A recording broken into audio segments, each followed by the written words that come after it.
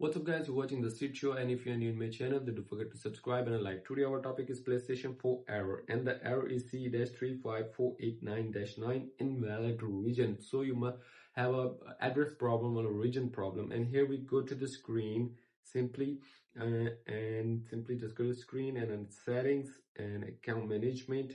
Tap on account management and go to the account information. Just wait for the other information. Here you just have the address. Go to the address and check your address.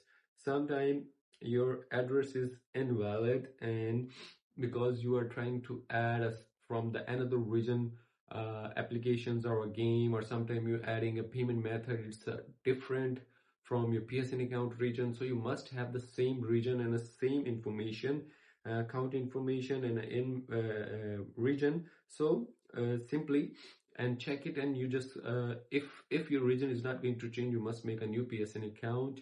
Simply that's how you can do it. And if you want to ask me a question, then leave a comment in the comment box. See you soon for the next one.